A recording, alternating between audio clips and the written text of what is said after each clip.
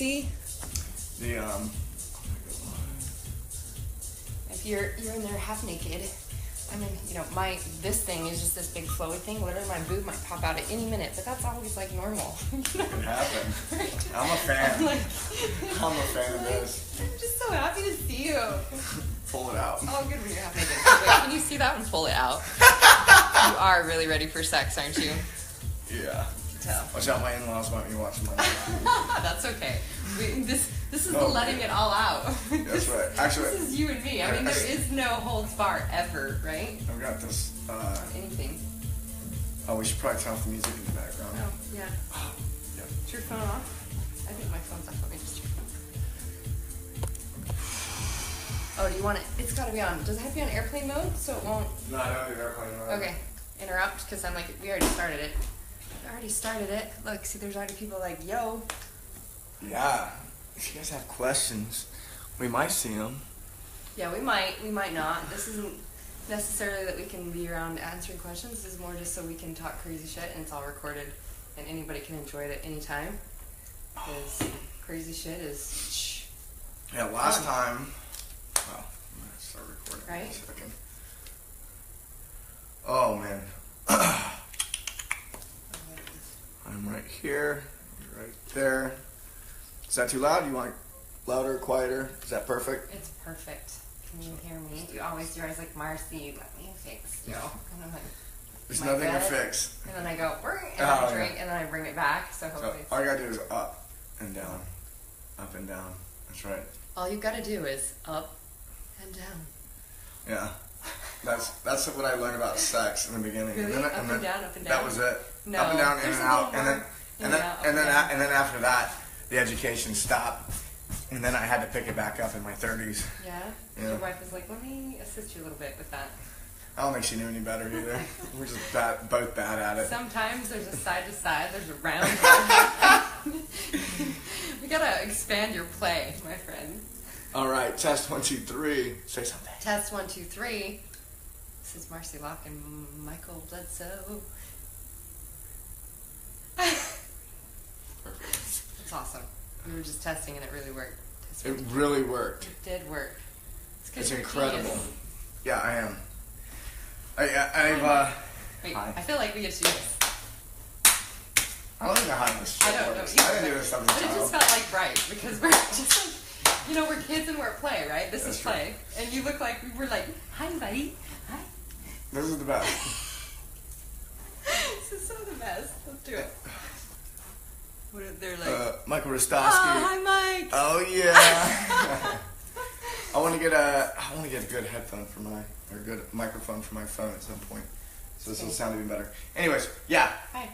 Being a genius. Yes. That's an interesting thing I've been looking into lately. Where as long as I'm in my flow, in my my thing, as long as I'm doing everything I'm supposed to be doing, that will definitely be expressed. Yep. The moment that I'm not doing what I'm supposed to be doing, I definitely don't feel like a genius. Yeah, you shut down in all sorts of ways. Yeah, yeah, totally. So. Yeah. Yes, last time we did this show, so you were like one of the first shows to post, and people... I think I was your first show. Wasn't that your first show? I posted 5 at once. And... Yeah, you were the first guest. You're number one. Number one, Marci. You're like, hey, so the Bledsoe show is like all craziness, right? You're like, no parameters, no stories, just blah. You're like, who's first? Marci. So we, people listened to that show. Actually, people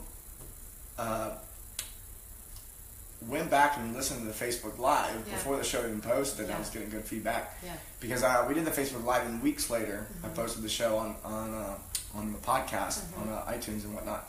And it changed people's lives immediately. In just 1 hour of listening, the perspective had shifted. Their mind had changed, and then they had some deep realizations. And what's interesting about those deep realizations is they almost always come with some grieving over all that time we spent in the past, living this way when we realized we could have been living another way. And it's a sweet grieving of sorts, because we know if you can completely let it go and then start moving and accepting the new thing, there's extreme joy in the new. Yeah, well, it's all of a sudden now it can actually shift and change, and how fast that really happens. So you had even sent me, can I share this with what the guy sent you? Yeah. So Mike, this is like, I don't know, it was like a week ago? You sent me a text that just was like, you know, this was from like basically someone who was a business coach, right? Yeah, one of my business coaches. Yeah. And he says that he's listening to the show. I'll let you tell it. You tell it. Yeah, he was listening to the show, and he had these deep realizations around where he was placing value, how he had been raised, and all this. Yeah. He like breaks down crying as he's driving. He has to pull off the freeway. And this is a big, strong dude with tattoos. I mean, and he's a great guy, and he's not the guy you would think couldn't keep it together while driving down the road. Yeah. But when you have that shift, you don't always get to choose when you have that shift. Well, what I love is that I was like, what hit me, I was like, this is rad. This is a business coach, right? Yep. And his whole thing he had the breakdown around was in his business and realizing like how he's made it hard, he's made it a settle, a sacrifice, always like someday it'll pay off, but yet being, you know, having to be like being broke and sacrificing and settling and surviving, and yet it's his dad's program and it's his mom's program, and him realizing this is how, you know, that I'm placing the value on the struggle, on what it looks like I have to survive instead of the end result and his own worth. And to just realize, and I'm like, this is what business coaches even are teaching, because it's what they're living. It's because it's what our society has taught us. I did a podcast this morning, and it was like, you know, to even just talk about the way that I live. At the very end, it was funny. They were like, you know, what do you really love to do, and are you really doing it? And I was like, that to me is such a crazy question, because I live in my genius, which is like, you know, I'm like, everything I do all day long is what I love to do. I wouldn't be sitting fucking down right here with you if I wasn't like, woo, like this fires me up. You know what I mean? And we're just having a good time. It's not, I don't have to go do a show or have to da-da-da-da-da, or I don't do anything based out of those parameters of have to's or shoulds or needs. It's literally like, what feels good? What would I love to do? What you know, what lights me up? And then of course we're operating in a place of, so of course I'm going to only connect with and have the clients that, you know, light that up and receive the value for that. So it just, again, it's like, and this is what we've been taught. This is what people are teaching, instead of when you get that realization. So him, it's like, whoa, all of a sudden you see the truth. What I love is, and what you're experiencing right now and I'm experiencing right now, we're both like, whoa, because we're both kind of in this. We both got rocked. Totally. Recently, yeah. I've been rocked the last 2 weeks integrating all this new DNA and all this stuff. It's literally like, I'm like, there's no way I just like checked out. I was like, nope, I gotta just honor myself and totally do this. Is when we understand how, like, when you see these things, you can't go back. No. You know, I mean, there's a lot of people who choose to live in the conformity of it, but it's like, it's just like creating balance in your life. Well, you can't go back to chaos. I will not live that bullshit game. Like, I'm like, I play every day, and then literally then what I receive is even more, so I can have more play. I can't go back to like some struggle and sacrifice bullshit game, because I've experienced this. And it's kind of the same thing with, you know, all the crazy shit we talk about by doing plant-based medicines or going down to the jungles or all that stuff, is once you have that knowingness in your body and your cells, it's like, I know. Like, I know who I really am. It's what we're really doing is deprogramming and untraining to the remembrance of who we really are and our real capabilities, and then finding those capabilities and letting those out. And once you're in that place, it's like, I can't do anything that's this limitation. That just feels like shit. Yeah. Yes. Why do people forget? Why do people forget? I think I look at it this way. What happens when you're born? Like, right? Like, what happened when you were born? I don't know. A lot of things happened when I was born. We could, yeah, you're right. We can go into even the I don't know pattern if we remember to talk about it, because we can go so many directions, right? I do have an I don't know pattern. Yeah, well, I don't know. That is actually a behavioral pattern we've learned in our society to not get curious and not. It's like to shut us down, because again, you might be afraid of that. You might answer, and it might not be right. These are deep core things that are like, well, if I answer, it might be wrong. So it's better just to be like, you know, submit to saying like, I don't know. Or even if we're saying I want to go do something, like, I don't know, like with your business or anything else. Right. The I don't know literally tells your brain, shut it. Shut it down, done right now, right? Yeah. And you're literally speaking, declaring to the universe, I don't know. Like, what are you asking for? I don't know. Instead of, but this is how we've been trained, right? To like, well, what feels safe is to conform to like what we do know. So if we don't know, we'll just stay right here. instead of like, oh, interesting, like, ha, silly fucking human brain. Of course I know. It's within me. You know, there could be several answers, like you said, but it's interesting that instead of trusting ourselves and just saying what comes up, to be like, well, you know, this happened to me when I was born. This, like, it could have been an array of things, right? It was more like, well, I don't know, what are you asking for? What's the right answer? What's the right answer? And you see these deep patterns of perfectionist identity that we've been raised in, right? And so even with I don't know, it becomes a pattern or a behavior that people we've learned when we're hitting the comfort zone of something, because then it keeps us back. We're like, well, I don't know. It's kind of like, well, I'll figure out later, or, you know, it just shuts it down. Instead of going, if we laugh at it and we go, ha, that's so silly human brain. Of course I know, I always know within me. And we become like a 3-year-old, which is how our subconscious mind works and responds, and we make it a curiosity game. We're like, what would that be? What did happen when I was born? Let's think about this. And like, well, let's get really curious. What could that look like? Or what, you know, how else would that work? And it just becomes fun, which is the energy of creation. Fun, excitement, curiosity, right? Not this lack, scarcity, fear, which is automatic, like, well, I don't know, right? When it becomes that, we're like, oh, well, let's think about it. What would that be? And then we find the next inch. Our mind looks for the solutions, and we move forward. So I don't know is even a pattern and behavior we've developed in our society to stay safe and keep us from moving forward in our business, relationship, everything. Okay, the question, right? This is probably going to be the most challenging thing between you and I, because we can go so many directions of teaching, understanding, and truths that like massively shift your world that it's bringing it back, because we could go anywhere. So what you had asked me is, why do people forget? And I said, well, look at it this way. What happens when you're born, right? And there's what happens when you're born? You might have a memory. It might be like, well, you know, I saw my mom, or this. That's not actually, you know, that's the thing that happened when you're born. But it's like, what happened when you were born is you were born perfectly, right? Like, you were born perfectly. You were perfectly born as this beautiful, unique, badass being. And then the moment that we start to, experience life, we take on stories, we take on hurt, we take on ideas, and then as time passes, basically what you just took on was shit. Stories, hurt, ideas, and time. You're taking on shit that then becomes the identity of who you are. So it's like you were born perfectly, and then we go into the unremembrance. All we're doing now is catching this and be like, deprogramming and untraining to bring it back to the remembrance. So we have this purity in the beginning, and then with every moment that goes by, there's an imprint of each moment being laid on top and layered and layered and layered. Yeah. And then the remembering process is pulling back the lessons that we were essentially inherited from our parents. It's more, so the programming, so that's all happening. The programming that you're operating out of is happening pre-7. So literally your 5-year-old is running your life right now. Yeah. 5-year-old's running your life, and as crazy as that sounds. I've watched it happen. Yeah. I've seen... we've all seen it, actually.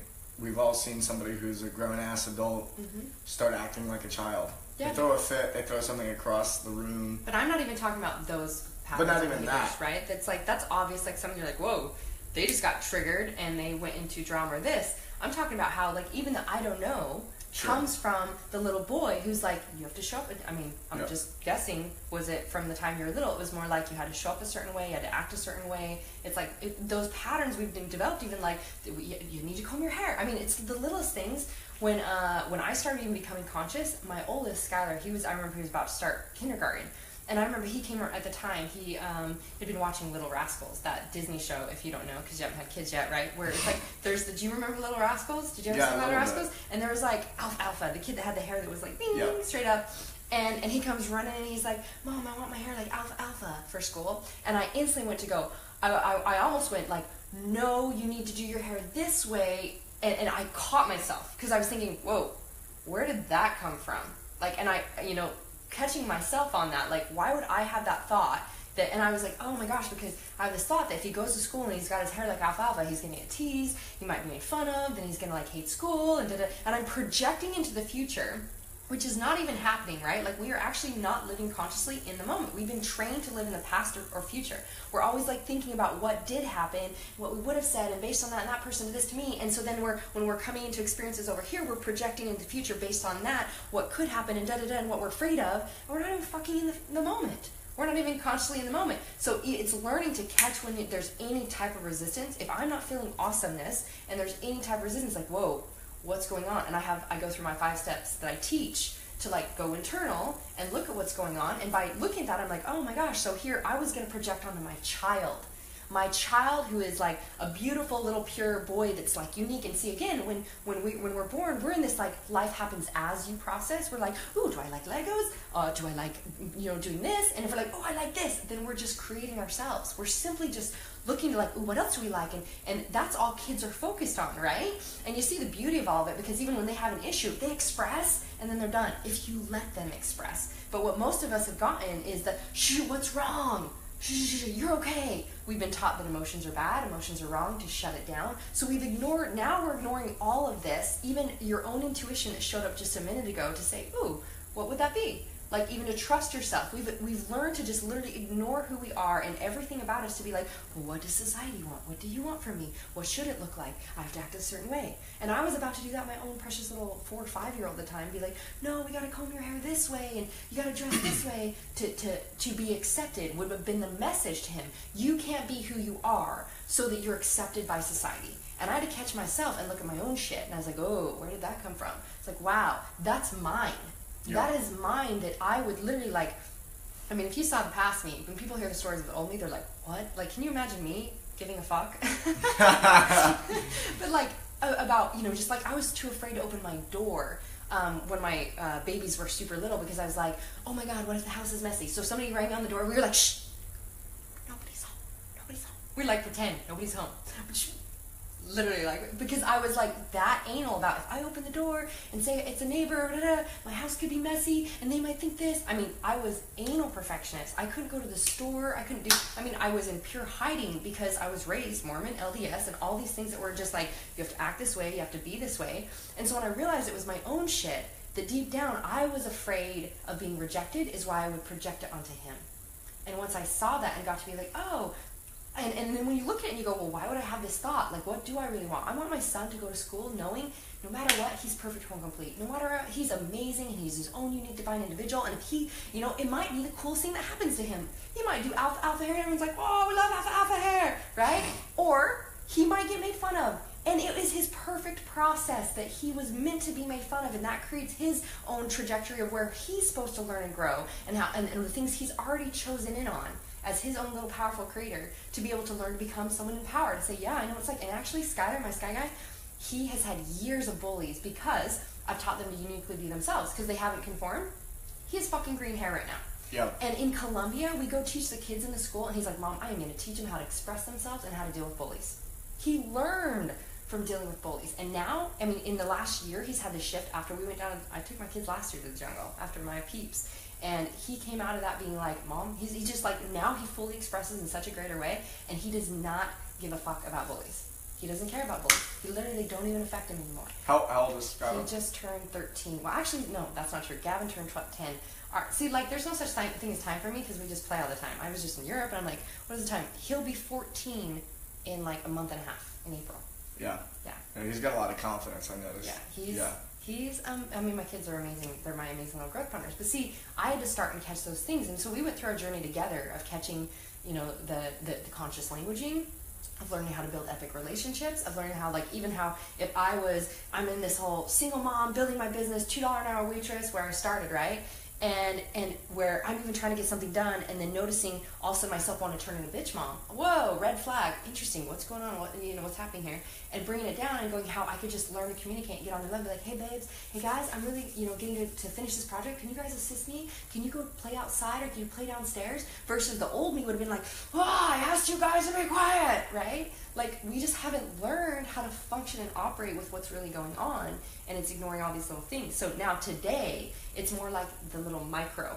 Like, when you see the little micro things, like, so for instance, your business mentor that, heard the podcast and realized, here we're talking about how settle and sacrifice is a choice, right? Like, versus having it be easy, it's simply a choice. And also he's realizing, oh my God, these were my dad's programs. This is what I learned from my dad. So it's not even who you are. It's what you learn. But now when we see, okay, how am I doing that? And we catch these things, then we can learn to, there is the doingness and the behavioral shift, which is the masculine energy, but then there's also the allow and receive. Just like I went and did crazy shit in Europe, to do even more about bringing out my super genes and my DNA activation and my gene keys. And then I came back and it was like, you get to, like, I got smacked down. Like, my body's like, oh my God, how do I even operate with all this energy and these things that I'm feeling? And I had to just be like, I just get to be at peace and allow. There's no force or fight to it. And by doing that, then we up level at another degree and we receive even more. So it's just, none of it is who we are. It's all what we learned. Yeah. I want to, you were bringing up your kids, which is perfect because we started getting into that in the last show, and that was my full intention in this show, was to get into. You asking me, you're like, I want to talk about conscious parenting too. Yeah, I want to talk about just the relationship you have with your kids is really unique, and yeah. So we started digging into it a little bit, but I guess we'll touch on this. Is something I found really fascinating is you have the non-negotiable date nights. Yeah. With your kids. Gavin the Great is after this. Yeah. Gavin the Great. I was like, what are we doing for date night tonight, Mom? And they're not non-negotiable in that they'll flow. Like, if I'm out of town, I'm out of the country, I have something, I'm like, babes, I'm going to be on a show, can we shift date night to this night? But it's non-negotiable and it happens every week. And the way that we created that, again, you integrate, my genius is also integrating the behaviors. So it's like, we're best buddies also with Guy, and Guy and I were on a coaching session because him and his brother are one of my personal clients. And just even now seeing, like, he's like having this massive catapult evolution, and then in the next sentence he's talking about what he's doing with his business, and I'm catching him like, dude, that's the same fucking pattern, that's the program, this is what we get to do instead, we get to catch this and now we get to do this. So you can have all this like releasing or enlightenment, but we've been so trained to to live in a certain way, we don't see how we're continuing the spiral, and it's learning to integrate something different. So yeah, like with even with my boys, it was like, when I realized a part of building epic relationships is, they get the priority every single day. All my relationships are their priority every single day. So it's like how to have that quality time together and have that relationship meant like it's on the schedule. And once we implemented that, because before I actually implemented that, it was like, oh yeah, we'll do date nights.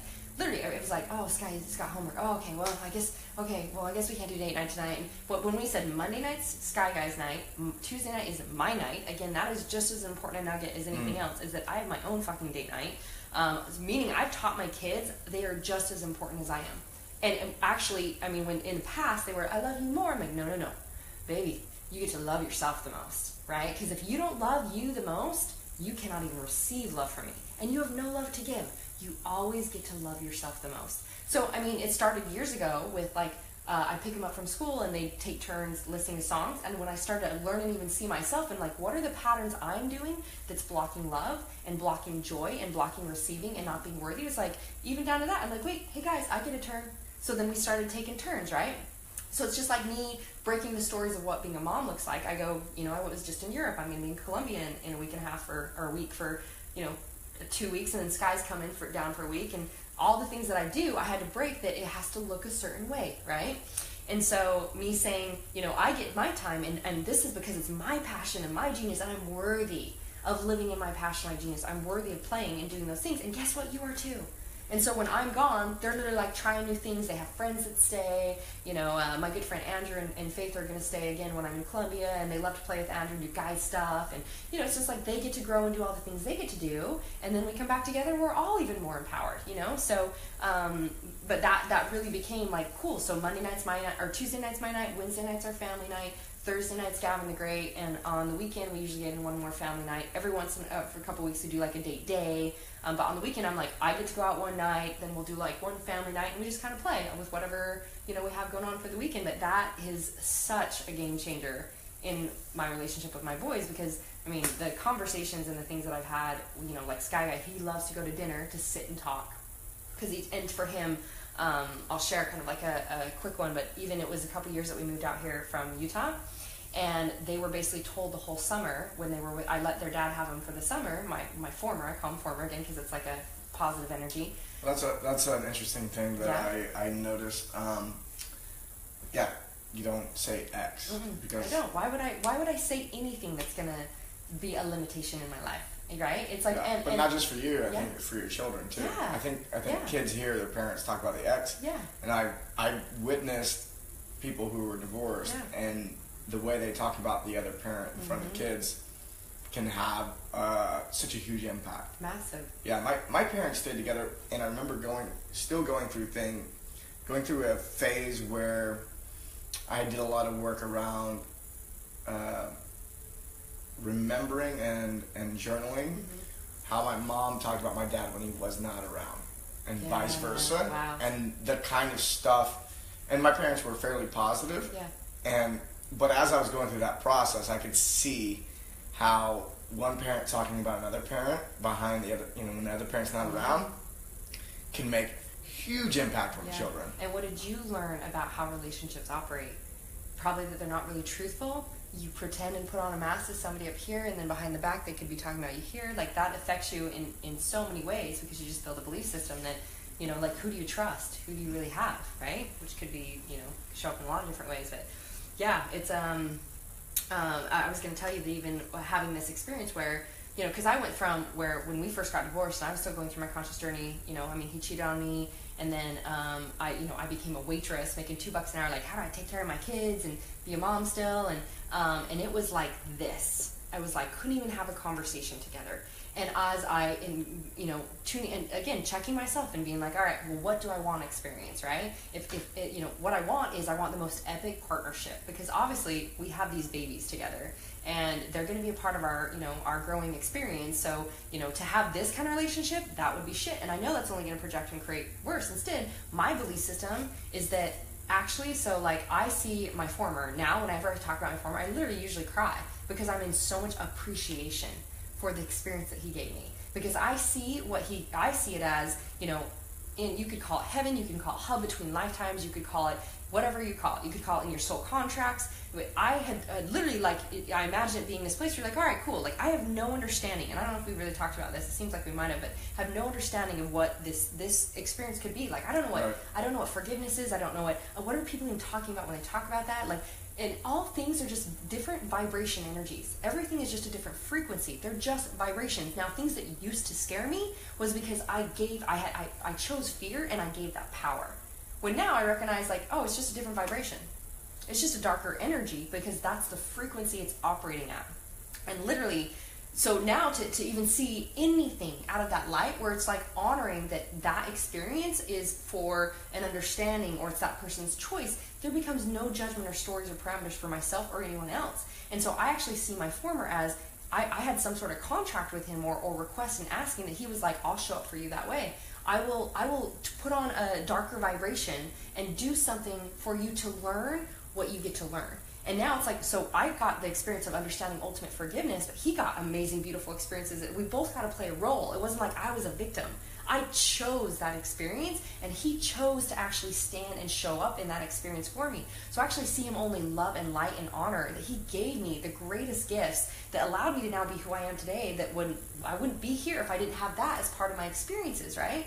And yet most people choose to stay in the story. I got cheated on, and I got divorced, and they did this to me, and I've lost this and this and this. Well, and they're just still choosing it on that as their experience and their story. So I only see him out of like pure love and light. And so, but we went from total, I hate this person, to pure love and honoring him and being like the best friend partnership that we have, and epic partners. That, well, I knew also when I felt really called that it was another level of receiving for myself, that I get to move to California. I was like, I want to live in I'm like, Utah, 9 months a year, cold, not my thing, right? I was like, paradise. But I had this story at that time that, I got to live here because that's where their dad lives. And again, that was a level of like self-sacrificing and saying I'm not worthy. And so then when I realized, wait, I get to choose whatever life experience I want. How would that look, and how could we create that? And again, went into curiosity. I was like, all right, cool. I get to live where I'm called to live, and we just get to shift and adjust and create this beat. I knew it would bring up a lot, which it did.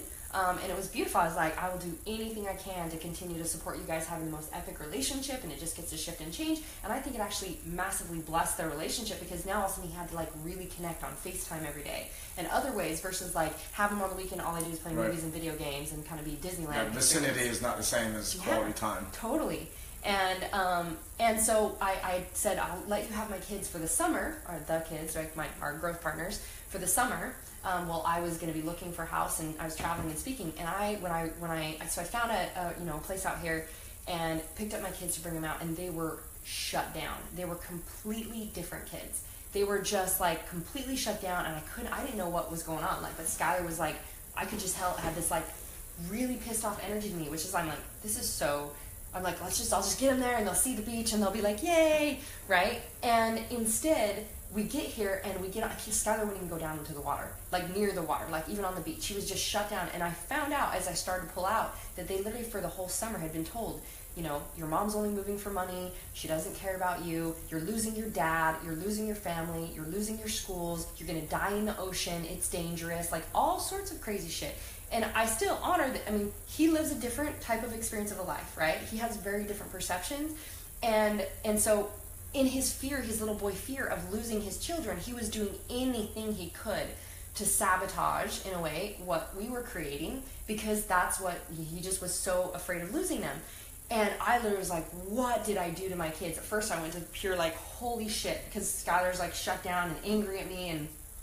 And then as I, again, did my own processing, like, you know, I'm so fucking grateful that they got to experience what real victimhood looks like. They felt it, they saw it, they've been in it. And now they're in fertile soil, and I can only, you know, I believe that relationships are the only job that you have in a relationship. And I you know, even to use the word job doesn't necessarily feel good, because that doesn't feel, it's like, but the only really thing that a relationship is there for is for you to be a container of love, acceptance, and support. And so if I'm like, that's my only job in this, because again, they get to each choose their own things. They get to allow them to grow in their own ways, right? So how could I ever try to, even as a parent, think that I'm supposed to teach you or control you or guide you on this? We're literally both in this process together.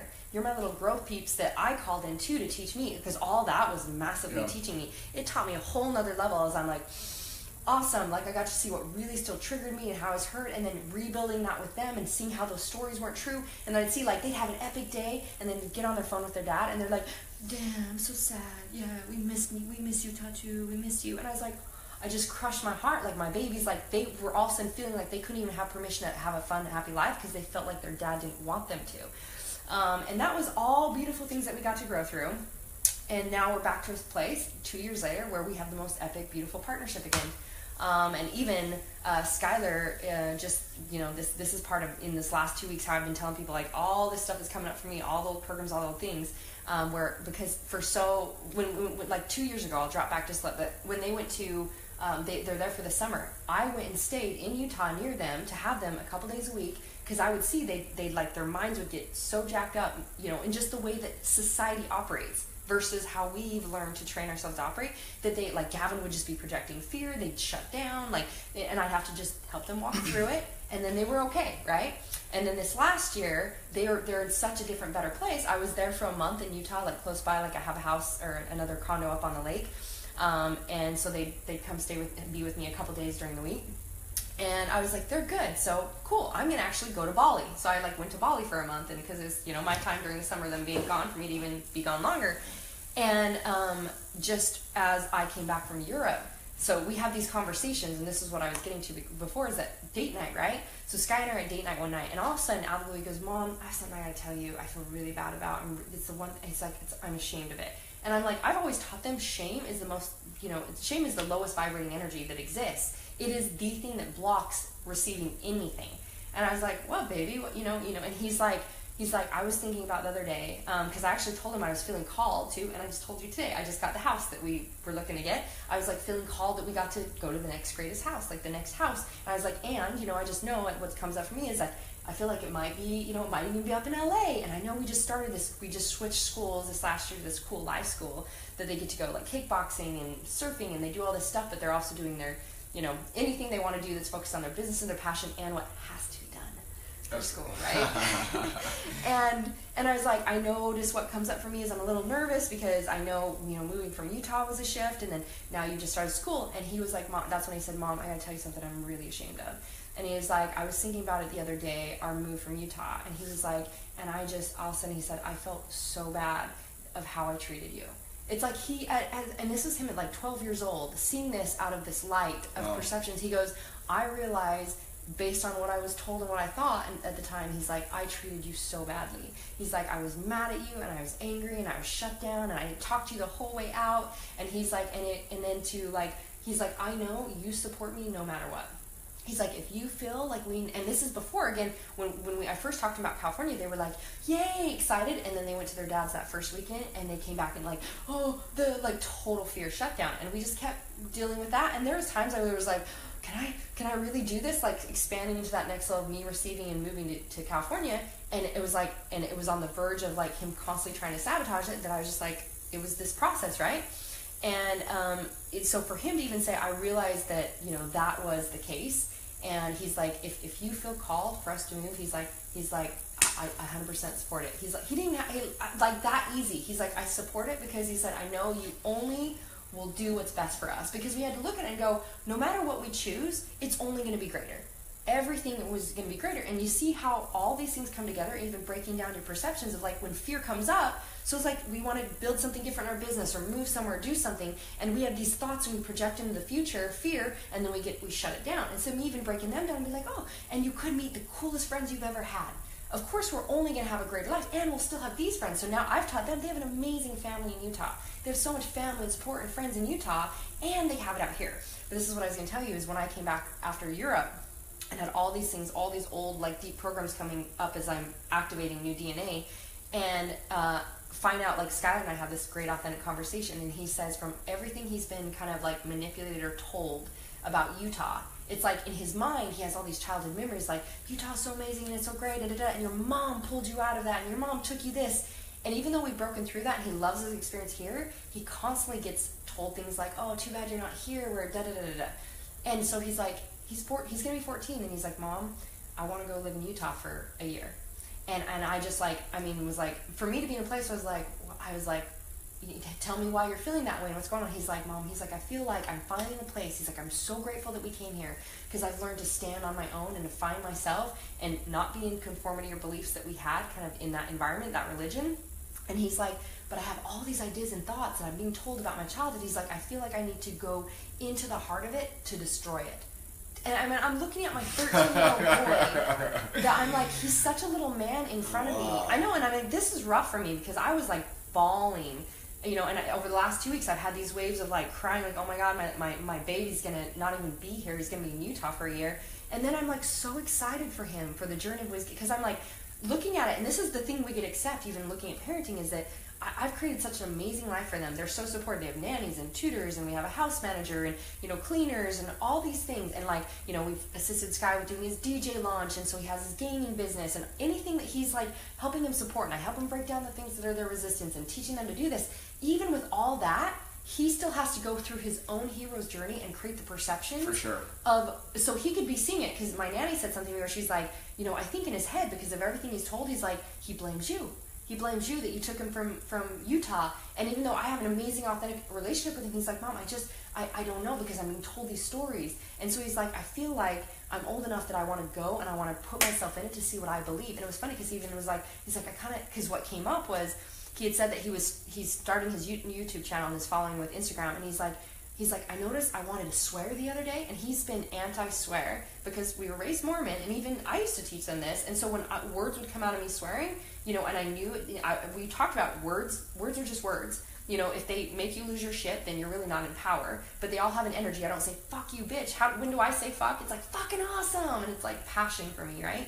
But also respecting him, like, I do my best to watch that. But if it comes out, they know. Like, you've seen me around the kids. They know. It's just a word. But so that's kind of that's shifted over the last couple of years, right? Oh, I love watching you around your kids. It's just kind of watching. I can tell. I can tell that sometimes they're like, Mom. Well, Skylar, this is what's funny. He said that about my birthday because you were at my birthday thing, and he said when I said the thing about the flower, my pussy. Yeah. Right?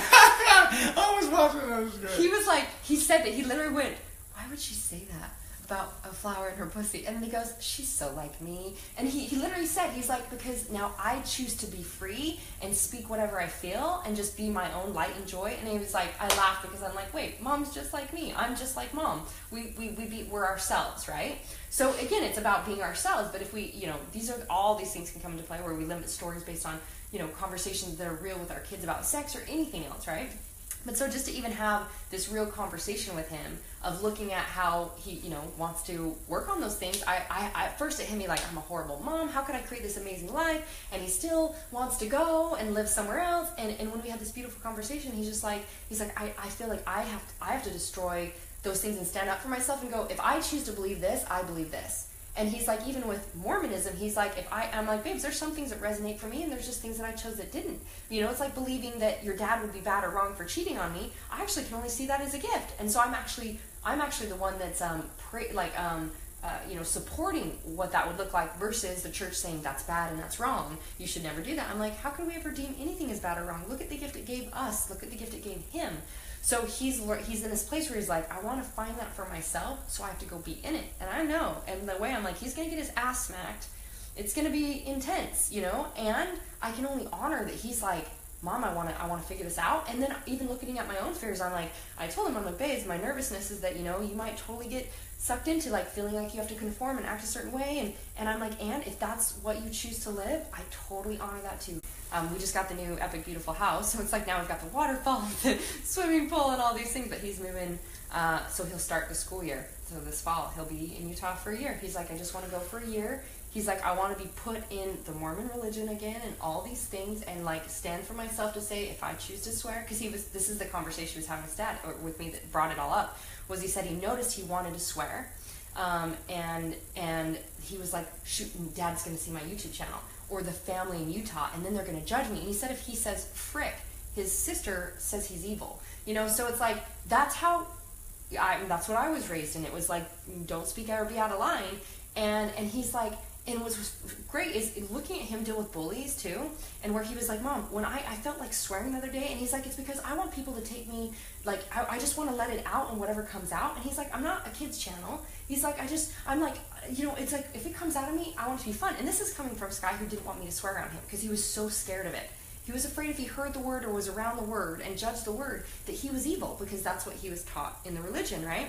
And so he's like, I felt like... There's the language. Yeah. Like, they're not saying it's a bad word, it's evil. Evil? Yeah, that's one of the... Yeah, you're going to go to hell. If you say, swear words, you're going to go to hell. We could get in the whole story when I first said fuck on stage in Utah, and it was because it literally, like, I questioned the whole word, and it was coming through me. And again, it was coming through me, and I would, like, blocked it, like, and I realized I was afraid of judgment. I was afraid they wouldn't think I was spiritual. I was afraid they wouldn't hear my message. And when I said, so why would I think that? Where did I even have this story about this word? Where does that come from, right? I think I told you that. And I was like, wait, maybe that's why it's coming through me. It's meant to, like, make people step out of the side of their comfort zone. But I never did it as like, oh, this is a strategy, because, it made me uncomfortable. Now it just comes out of me. It's like pure, just comes out of me. But Skylar had said, so then when he decided and gave himself permission to swear, and I didn't even know he was thinking about this, contemplating swearing, until we had our date night and we were talking about this. and he's like, so then he says he goes to school, and his school only has like 30 kids in it, and it's kids all the way up through high school, and now he's 13, right? And he said there's this group of a couple kids that are older, and they swear and they act like badasses, and they take his skateboard and they don't listen to him, and they'll grab a skateboard and do this stuff, and he's like, hey man, and he's like, I'm gonna get in trouble, you gotta put that down. And he said the other day, this was the day, he's like today, he's like, they picked up my skateboard, and I said, motherfucker, put it down. And he said, Mom, they put it down. And I was like, it worked. And then though we gotta have this whole conversation though about, okay, so now tune into, are you swearing to put on a mask? Are you swearing to act like a badass? Or what does that, right. When does it serve you, and when is it you not being you? It's just like the bitch serves me when I'm like standing, I'm in my power, I'm like, hey. And also the bitch doesn't serve me if it's destroying relationships. It's like, so I'm a bitch and I'm an angel, I'm all things. So I'm like, you get to tune into like, when I'm like, I swear when it comes out in passion. I don't swear at somebody, be like, so check in on that. And so we got to have a whole conversation about that too, and it's a beautiful discovery process. But I never had that kind of relationship with my parents, or, that I was so worried about what they thought and what I had to do, and just sit, be quiet, and, show up a certain way.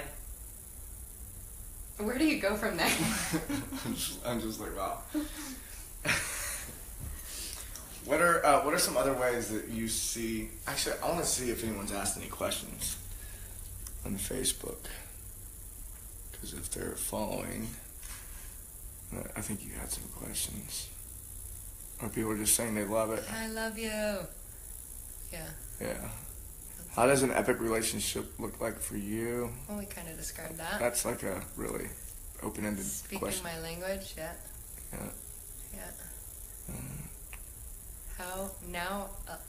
How aligned are you with their dad?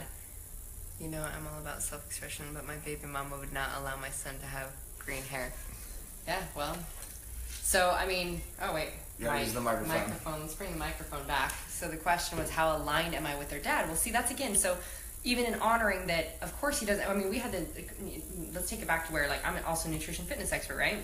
I remember picking up my boys one day from their dad, and literally Gavin was, I think he was not even 2 years old, and he was sitting in the back seat with just a bag of marshmallows, like chewing on marshmallows, right? And I was just like, right, and be like, hey, you know, thank you for taking care of them, and if you're open to it, I'd love to talk about like how we can support them the most. That they would come back and they would be literally sick, tired, whiny, sluggish, all of those things. So it's like they were always in a whole nother different world, even from how they operate, how they, anything. It's like tantrums were how they got attention. When they come back to my house, I'm like, baby, I'm like, thank you for letting me know you're feeling this way. You know, you get to choose how you feel. So if we can communicate this and you can get that, or, it's like we would have these conversations and they would get to choose. There's times with Gavin where I was like, baby, I want you to be happy, and, only you can choose happy.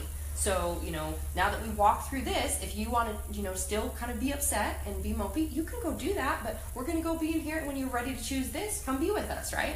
And so, even in that, we've had conversations where we go, cool, can we create this type of agreement? But at one time, I can tell you this is, we had decided, like, he would take them to church on Sunday, and then he would leave and then tell Skylar, we told Mom we went to church, like went in the parking lot, when we were at a time where we were both agreeing that they go to church. And I think that was when I was even a different level of consciousness. So it's like my boys learned manipulation. Like Skylar really struggled for years on if you can get away with it, if you lie, if you can get away with it, basically. And these are all the things that we got to work through and deal with. But so it's like now we're in a place where it's like he thinks I'm crazy, basically, right? Like, of course he thinks I'm crazy. Like the way I eat, I remember him being like, I'm saying that, is full of sugar, which is then going to make them sick and make them crave it and da-da-da. And he's like, that's crazy. He's like, my whole family's fine. Everyone's got bellies and everyone's sicknesses and disease. And he's like, so he thinks that eating healthy, like not eating processed shit is totally crazy. Like I'm crazy just for that. He doesn't even know all the other crazy shit that I do, I'm sure. And that's okay. There's right? There's little the people thinking other people are crazy is like stepping stones. Yeah. Like, I've been through that process where it's like, oh, you think people should, move. Strange. And now everyone's like, well, yeah, movement's probably a pretty good idea. Yeah, right. Maybe we shouldn't be eating as much sugar. Well, and for those of us who are innovators, early adopters, and we're always, no matter what is happening, we're always going to be seen as crazy. To the norm. And then which is important to see, yeah. And then the people who are, what's the different, I want to try to categorize this properly. People who are, maybe not laggards, the late majority. Spectators. Yeah, late majority. No, there's Malcolm Gladwell had it in his book. Got it. I'm trying to use someone else's categorization to get myself off the hook here. But there's late majority, and then there's laggards. Yeah. And so it's like, a laggard would be somebody that still had buttons on their phone right now. Yeah. Like they had the flip phone Ericsson or something. Yeah. But yeah, to the majority of people. There's always a segment of the population. There's the 5% of the people who are like, what the fuck are they doing? Yeah. And then everyone's doing it 5 years later. Yeah. Well, and that's what I mean, though. The whole point is that if you don't live for you and honor yourself, if it's like if I would have even lived in the story that, well, I should live out there because that's where their dad is and da-da-da-da, I wouldn't be living the life that I want to live. So I too, even though he sees me as crazy, and I can make requests for the things that, we have great conversations about supporting kids. So when he's coming out, he's actually coming out, and I pay for him to come out a lot, just to even support him and see my boys. Like, my whole thing is, like, create the most epic relationship they can even have, and even with the abundance I've created, I can support him, and, instead of him paying child support, it's more like I'm paying for him to come actually see my kids. But even when he's coming out, we're like, let's sit down and let's talk about how this is going to work this next year with the 4 of us, like with where we normally have summer and spring break and the boys get to see each other, it would be like switching and how's this going to work, and so that they can see each other. And it's like, it doesn't have to go through some lawyers. We just get to have conversations, but it's like I get to honor that he's in that space. So even when I've had conversation with my boys, it's about honoring that that's what, so when Skylar's like, well, they think this because of like the Mormon religion or whatnot, I'm like, and we get to honor that that's actually what they choose to believe. So like even when I went out, to see my mom for Christmas, the guy that was going out with me, my mom was like, well, due to our belief system, we can't have you guys stay in the same bedroom. He can have the couch. And I was like, thank you. I totally honor that. And I appreciate that, you're living by your value system, and that doesn't really feel good for me, so we'll just get a hotel. Right? Like, I mean, like, let's make it easy. I'll honor me, and we'll honor you. Like, so there is no, I have to have a story of you judging me, or, your way's the right way, or my way's the right way. How could we ever say any of that? So with my relationship with my former, I honor that he chooses the life that he does. And if something is there in resistance for with me and my kids, and it's simply conversation, we're like, oh, how could we work this out? What could we try? How else could we do this? And I basically had to walk him through that and just repeat, like, it's like when people first get divorced or there's any issues, it's like, and it's like, I teach my peeps, I've helped, some of them assist through this place where it's like, thank you for letting me know you feel that way. And this is my intention, is that I want to become the most epic, partners in this. And I want to be able to support you in the schedule shifts, and me too. And so how could we create that? And then they're like, and it's like, thank you. And it's training a new way of communicating and a new way of being and just allowing. And so, but it's an honoring thing, just like us being crazy. So you talk about the crazy, right? And that's why I say, Mark Twain saying, that when you find yourself on the side of the majority, it's time to pause and reflect. I live by that. I'm like, people call me crazy, and to me it's a compliment. It's a compliment now. I'm like, thank you. Of course I'm crazy. Like, why the fuck would I want to be like anybody else or the norm? Like, my norm is living in awesomeness every day, in every aspect of my life. That's why I live this kind of life. Today, the podcast I did, they were like, you have such an extreme, extraordinary life. Like, so for most people, they'd be like, well, yeah, but that's Marci Locke. Of course she can do that. I'm like, yeah, and I was a $2 an hour waitress, looking at how the fuck to feed my children, working till 2 a.m. and up at 5 a.m. When I didn't live by these internal belief systems, I was in the struggle too. Yeah, it's interesting. It's one thing I found is I think it's good to remind your audience, remind your followers of where you came from, because I think people quickly forget. Yeah, because they just see you living awesomeness. I've had my peeps go, Marci, do you ever experience shit? And I'm like, well, yeah, but my shit is a gift. Like, because I see it as a gift. And that's why even for me, like these last 2 weeks, it's been like, like me smacked on my ass with my body integrating, and the stuff came up with Sky, and I had to be like, go through these waves of emotion, like, oh my God, I'm leaving, and all the human thoughts that wanted to come up. I'm like, okay, that's my human brain, and I can look at that and evaluate it now and sit with it and feel it and be like, I don't have to respond to that because that's just my human brain. And like, what is really serving me in the highest good and supporting him, and just seeing that, those things. It's like, of course we all go through these experiences, but yeah, it's that's how we up level to the next thing, right? And then to have the next thing and the next thing. But yeah, it's the only way that we get there is by you can't teach others to to be in a place of serenity until you've gone through your own shadow.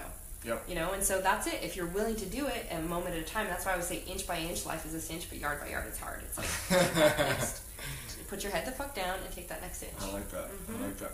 What has changed over the years, over the last, I guess, I don't know, over the last 5 years or however many years? 5 years seems like forever. Yeah. What's changed about the communication, like how you communicate with your kids? Well, yeah. Well, I mean, is there like certain words you avoid? I mean, we talked about the former versus the ex and all these things. What are some things? I mean, basic conscious communication. I teach actually in my foundations program. I teach basic conscious languaging, which again, if this operating system isn't in alignment, like if we're saying, well, I should do this. You're literally saying from the core, I'm not worthy, I'm not good at, I'm not giving myself permission, I have to show up for you a certain way. Even the energy of should is need, have to, all that stuff. That's basic stuff though. The stuff that I take my peeps to even in deeper conscious languaging is even if you say, well, I want da-da-da, but da-da-da, you just negated what you were saying. And so it's like literally like how you're bringing into alignment what you're speaking. So surface self-empowerment tells us, let's speak it out. But then the root is saying, I don't feel worthy of this, and we're speaking over here, and we wonder why we can't bring it together and actually receive it. So they know, like Gavin, I'll give you an example from like when he was little, he'd literally be like, and he's like, I'm healthy and strong, I'm healthy and strong. Like, so they would cough, and he would learn that he'd know that if I say I'm sick, I'm projecting I'm sick, my body's going to respond that I'm sick, I'm actually going to feel more sick, instead of like, oh, what do I want? It's like, I'm healthy and strong, I'm better every minute, you know, and they started, it's kids are like the best, you know, growth partners in mastering your consciousness, because even when you learn to go from like, don't jump on the furniture to, please put your bum on the furniture, right? Please sit down, right? Like you get to learn to like, you're requesting what you want, and then not even just, because want can be a projection into the future and you want to bring it into the present, but even to like, you know, find the you know, the ways that they call you on it. I remember one night laying with Gavin and Sky, and how like I was like kind of off, and Gavin was like, "Are you okay, Mom?" And I was like, "Oh, my tummy." And he was like, "Mom, you're healthy and strong." You know, and this was like when he was He's like, 5. "Get away." I was like, "Oh, I've taught my children." Yeah, but you know, my favorite video, it's somewhere on YouTube. I did an interview with my kids like 2 years ago when I first moved out here to California on Thanksgiving Day, because I just felt like doing it and asking. You might have more questions. No, I'm just looking over the anyways, but we like, as I started growing and then sharing and just, again, breaking through my own shit to say that I'll just stand and express myself and share, and I'd share these messages. My kids would see me do it, and we'd do videos together on like how we noticed something, or how we broke through something, or how we saw something. And again, if anyone goes to marcilockmentoring.com, those freedom audios, I teach this 5 steps, and there's lots of examples of me doing it with my kids. Listen to it. Yeah. And so my favorite video though of like Gavin was, I think it was his first day of kindergarten, and he comes home and goes, "Mom, I want to do a video. I have a message to share." And I was like, "Okay." And we like pull up the video camera. This is on YouTube somewhere. I know we have it. And he says, "Today this girl said that boys are stinky and dumb." And this is him at 5. And I was like, "Oh, interesting." Notice I said interesting. I didn't blame the girl. I didn't say she's wrong. We didn't judge her. I said interesting. Like, we get curious. I'm interesting. What do you think about that? You know, I'm teaching them to be their own, like, to question all things. And it's like through our quality of life is determined on the quality of questions we ask. And so he said, well, and I said, "So what do you think about that?" And he said, "Well, she's going to attract stinky dumb boys. She's going to date a stinky dumb boy, and she's going to marry a stinky dumb boy." And I was like, "Yeah, buddy, good call. You got it." Like, he gets it. He got the law of attraction in that. And then I said, "Well, what do you think about you, because you're a boy?" And he said, "I know that she's just being mean because she doesn't love herself. I'm awesome." And I was like, snap. I mean, that was it. Like, you know, and that's how he was starting to operate at 5. Now, Gavin before that was like, I was like me. I didn't see the roses on the side of the road. I only saw the weeds, because I was raised with poverty programming. From the time I was, by 6, I was working 3 jobs. I was trying to like mow lawns for the neighbors, clean houses, had to be responsible for going out in the farm and growing our own food to survive. By 4, I had taken on the belief systems that I literally was like, I don't know how to survive unless I have to take care of the family. We have to, like, you know, do all these things. So, like, massive poverty programming. In fact, today I was talking about on the other podcast how at, like, 16, one of my friends' dads tried to hand me $20 to go to the movies with them because I didn't have it, and I literally ran off crying. I couldn't even accept it. To me, it was, like, foreign. I was like, ah, and I just ran, and I cried. And I didn't know why it triggered me, but it just, like, because I remember being little and asking my parents for $1, and they were like, "We don't have $1." And they're like, "Where are you going to go? You got to go earn it. Where are you going to go earn it?" You know, and it was just like, I got to, you know, so I went from that hardcore, I have to do it all, be independent, strong, take care of everything, and having those kind of belief systems in poverty, to even like my body being sick from, you know, the time I was young, seeing my dad sick. My dad died when I was 15 of diabetes, but seeing him sick, we always had family that had cancers and so many sicknesses, and people died. I had like 9-10 family members die by the time even my dad had died. So I grew up believing the body doesn't work, it doesn't function, everybody's sick. So I mean, I had ulcers, I had migraines, I had all sorts of crazy sicknesses. I had a heart attack when I was 19. I overdosed on sleeping pills when I was like 19 years old, trying to fall asleep because I stopped sleeping when I was 11 based on having a stalker. I completely stopped sleeping because I thought if I was sleeping I was unsafe. Like, so all of these, I mean, I was programmed with all of the, not only the lack of scarcity, but that the world's an unsafe place, you know, relationships are scary, all those things. And so to have all of that programming, right, and then to experience what I am now, that's why people will be like, "Oh yeah," like, I'm like, yeah, if I can do it, you can do it. Anybody can do it. It's just a matter of when we bring it back to like learning how to operate in this present moment and giving yourself permission and choice. But so 5 years ago, which was a question you asked me, right? And it's funny because my assistant and I will talk about something, and I'm like, I think it's 5 years ago. She's like, Marci, that was like a year ago. Because I literally have no such thing as time. Oh, yeah. I live in such an amazing world where there is no parameter of time, and time is not lateral anyways. So I'm just like, to me, it's so far ago. But it's an interesting thing. I mean, some people, if you're going through a lot of rapid change all the time, 5 years ago, it's like, how many lifetimes ago was that? Yeah. Well, because I used to think, I mean, when I started my business, I'm trying to think of when that was. I was 28 when I got divorced. And within the next year, I started my Mind Body Breakthrough business in gyms. I became a waitress that a couple months, and I was like, then I started getting on TV. So within a year, I literally went from being $2 an hour waitress to having my program in gyms to being offered to be a nutrition fitness expert on TV. Within 6 years of when I got divorced was when I got my first $1 million client, and that's why they're doing the documentary in my life. They're like, you went from that to that in 6 years, and I've never done paid ads or target marketing or advertising again. I'm just living in this alignment to receive. And so again, like in this short period of time, to me, it feels like this intense lifetime of different experiences. But yeah, it's like, you know, we live in a place where, again, back then, it was like every 90 days, I'd set these 90 days intentions, and I felt like every 6 months, my world massively shifted. Then it became every 90 days. Then it became every month. Then it became like every 2 weeks. Then it became a week. Now it's like literally within hours. Oh my God. My life could be a whole nother dimensional understanding within hours. And the crazy shit that I do that is about diving into the deeper understanding of my cosmic connections and, you know, my super genes and DNA activation. And we can, you know, this show can go super cray super fast. You know, we're talking about kids and parenting and all this, like, lovey stuff, which is, again, people are like, what, you say motherfucker with your kids? You know, or he wants to say that word, I'm sure. Like, there's all sorts of stories that can come up. Yeah, the truth is, the more every single, on this path, it's only going to get more great and amazing because you're actually allowing yourself to see the stuff that's not working and letting it go. And then so of course through doing that, what we're doing is we're raising our vibration. And you talked about earlier how it's like what was happening 5 years ago, everyone's doing now. We're actually, by doing this and by sharing this message, we're shifting the conscious frequency of the planet. Yeah. And that's what's happening even with the activation of the gene keys. I know I am meant to soul split the consciousness on this planet. I'm one of the individuals that can actually soul split my consciousness, that it's affecting up to 20 million people on the planet at one time. So, and so the more I evolve in me and then being this frequency, and so you knew, I think it was around the time we did the last show, right? I was like, listen, dude, you know, what I'm into right now, and this is why I've been on this intense journey the last like month and a half, because what came through me was, as I'm about to launch my programs worldwide through some of the biggest names in the planet, right? Yeah. I was like, I get to be very intentional. That's what my birthday was about, by the way. Like, I came back and was like, my birthday was a blessing celebration with like only the most beautiful badass being peeps that I brought in. Michael was there, that we did a special ceremony and blessing on the intention of how my stuff is about to go out to the world. It was amazing. Yeah. It was a really, really... It was no other birthday like it. Thank you. I was... Yeah, it was as good for me as... We're both I was like... It was as good for me as it was good for you. And you're half naked. It was... I walked in my house that night, just like, yeah, this was really...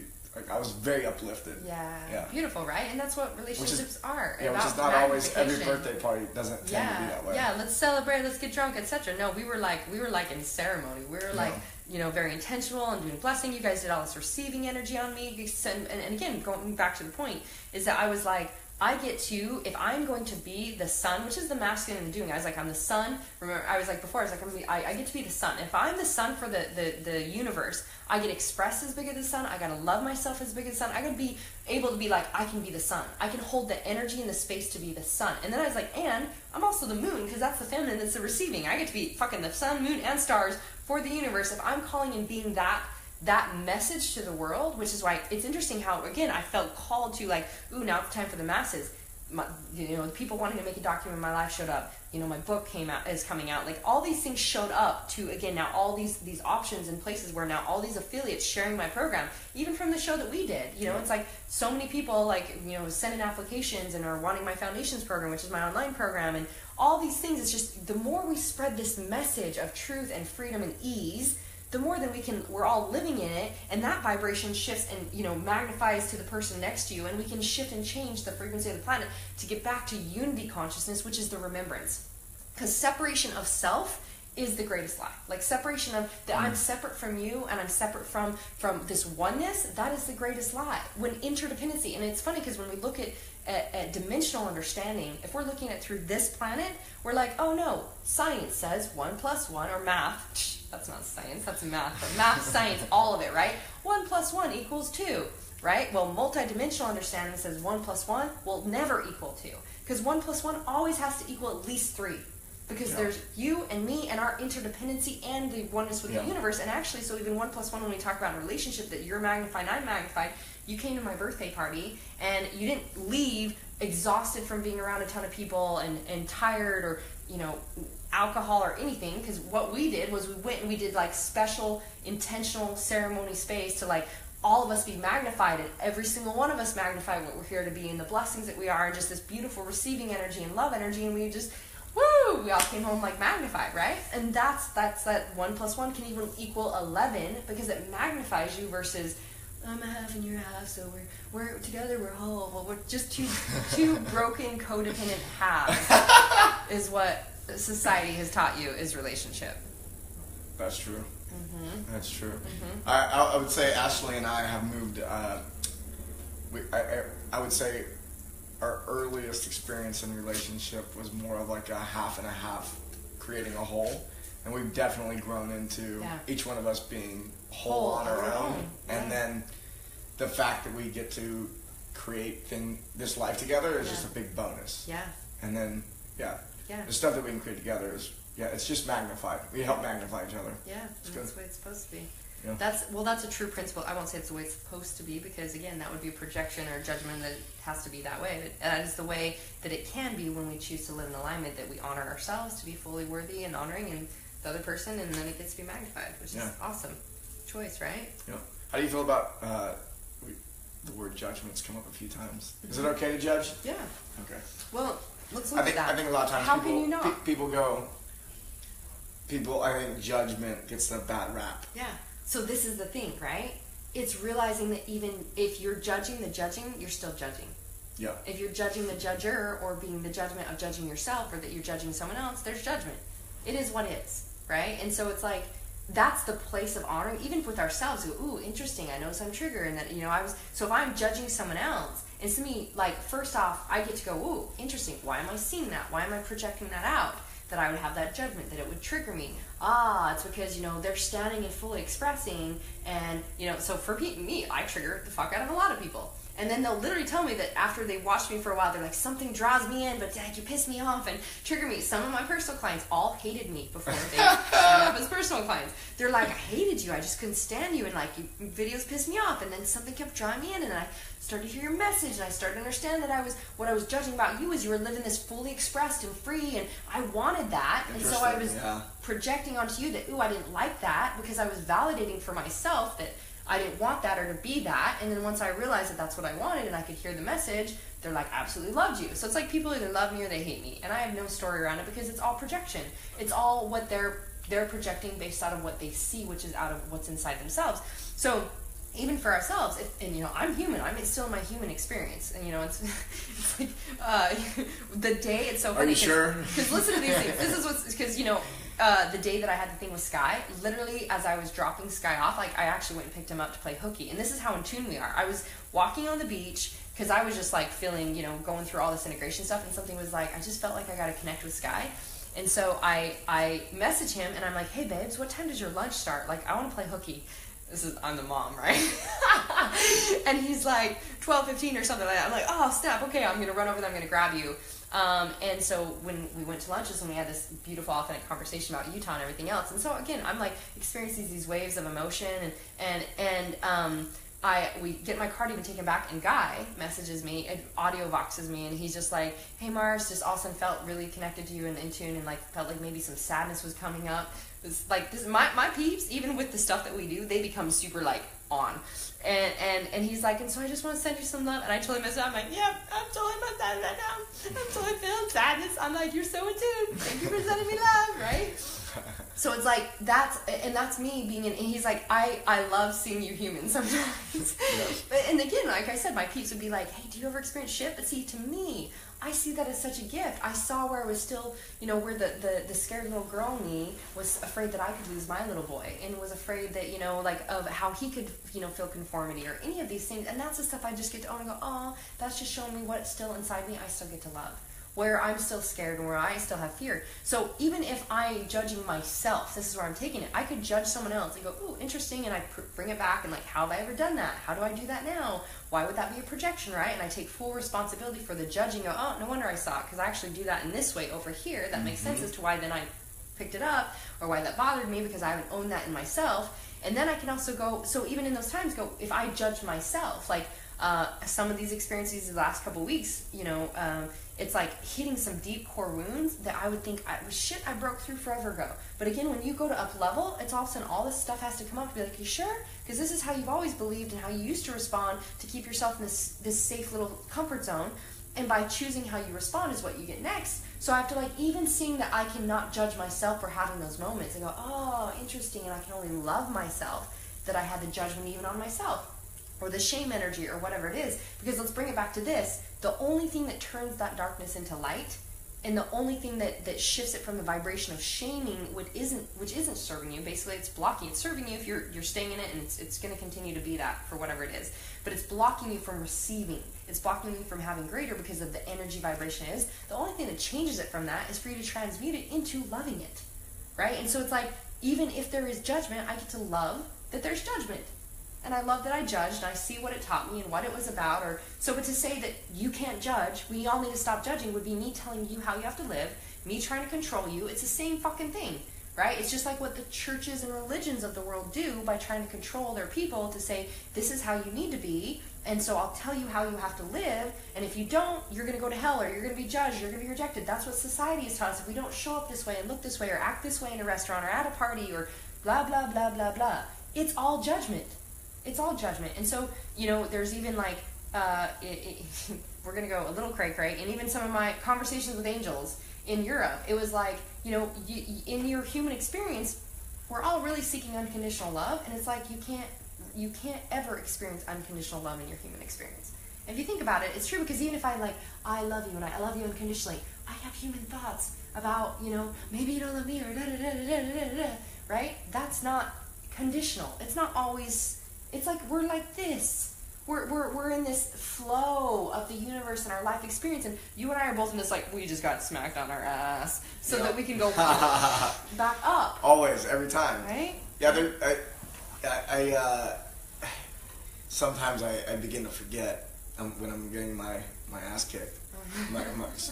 There's like I would say 75% of the time when I'm getting my ass kicked, I'm like, yes, this is.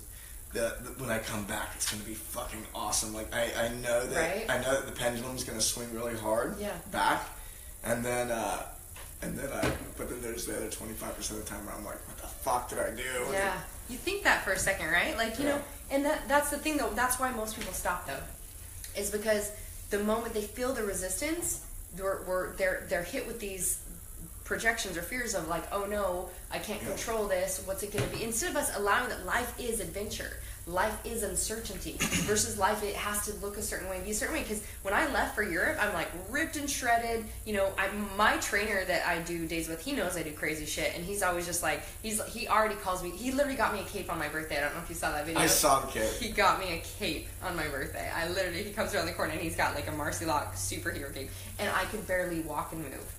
Because I came back from Europe and and I literally hadn't worked out at all, and I was smacked on my ass, and I was just like, you know, showed up being like, let's see what I can do, and I could barely walk and move, and he's, I mean, even before I left though, he got me the cape because he's like, you are a legend, you are superhero, like you're like superhuman superhero, and so then to, you know, come back and be like, I can't even move for 2 weeks, and I'm integrating all this energy, and I told you how I interacted with somebody else, and they're like, I can just see all this encoding coming into your body, and your body, like your aura and all this. I'm like, yep, my body's acclimating to everything I opened up in the energy, again, which I asked for, right? Yep. I asked to be the fucking sun.